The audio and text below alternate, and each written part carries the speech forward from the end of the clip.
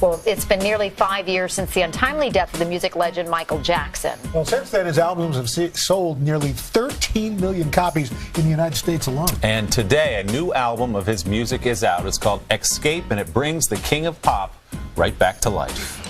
Most certainly have the Xscape album. I couldn't wait for it to come out. I remember when all the leaks were popping out, and this is kind of funny because I listened to the leaks. I mean, I just couldn't wait for Xscape. I had to listen to the demos and the things that were popping up.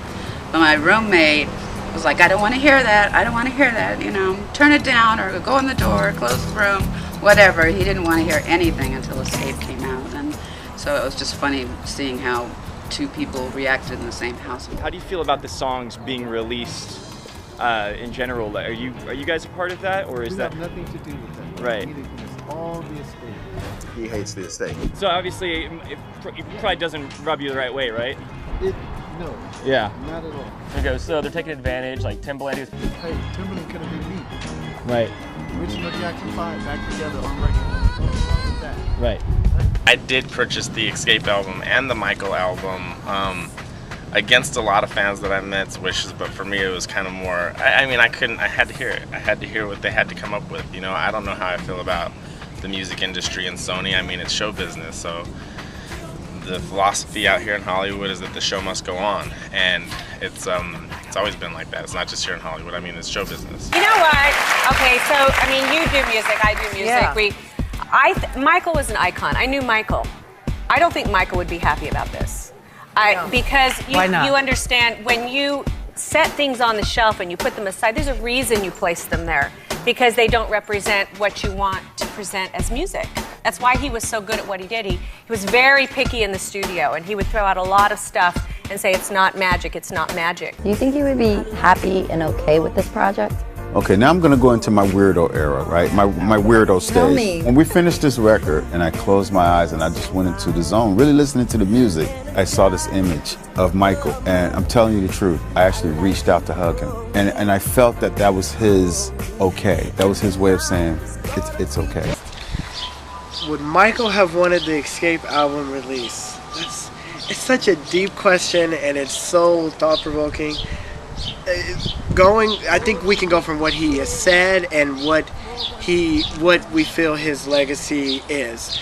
I do know that he did say at a time for an interview that he wasn't fond of his work being remixed. How could he not want to see his music continue on for other generations? And if there were things in the vault that were, you know, complete, or he had sang all the way from the beginning to the end, why not let us hear them? You know, I think that he may not have been happy, but I think that really in the back of his mind he would want us to hear his music, and I think he would be happy in the long run when he saw the results of the fans and how happy they were with the music that they got to hear. I think that he also would have been really excited to see the reaction off of, you know, what they did with the hologram, because it was like that. He was really he was great about, you know, being the talk, being the talk. Everybody couldn't stop talking about Michael Jackson, you know, and that's what happened after the hologram. Everybody was talking about Michael Jackson again. All the radio stations. Did you see? Did you see? Did you see? You know. People were saying that was creepy. Isn't he supposed to be dead? It looked like he was real. It looked like he was there. That's creepy. I don't think they should do that type of stuff. It just caused controversy. People are still talking about Sunday night's Billboard Awards, the Michael Jackson hologram. Well, some people say it was amazing, and other people are saying, ew, creepy. Judy, what do you think? I think it was super friggin' creepy. Well, it's certainly not on my list of favorite Michael Jackson moments. I was expecting something a bit different than what I was presented. It seemed as though that they were going to present Michael's true image onto a figure, and you were going to experience Michael, his actual self, singing Slave to the Rhythm, or there's some type of composite of that.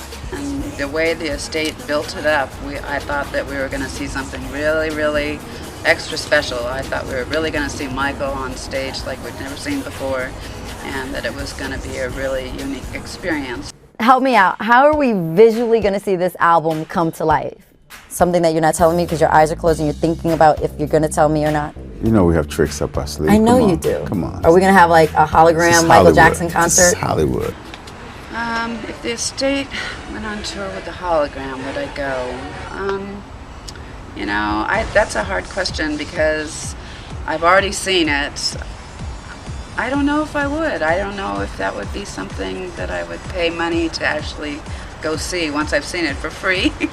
I'm in the world of show business. It's either entertainment to me, or where I can always chalk it up as research. You know, so I'm gonna go see it. You know, whether I like it or not, I'm gonna have to go. You know, I gotta go see it. No, I would not as a fan, because I'm not feeling as though I'm getting a Michael Jackson experience. I'm getting an experience of a performer, of an impersonator, projecting Michael's ideas and his movements and all of that. But you know, no, I would not. I don't think it's a wise idea for them to do. Stick with projects that Jackson Michael was personally involved in. TV ads have been virtually resurrecting stars for years. Hear the late Louis Armstrong, James Cagney, and Humphrey Bogart in a soda pop ad from 1991. More recently, Audrey Hepburn selling chocolate and Marilyn Monroe pushing perfume. A slippery slope to have celebrities promote products they perhaps would have never supported themselves. The temptation is there because the money is so great. Cashing in on dead celebrities is a lucrative business. Some estimate it's a $3 billion industry in North America. And this new Jackson representation is a new tool for promoting.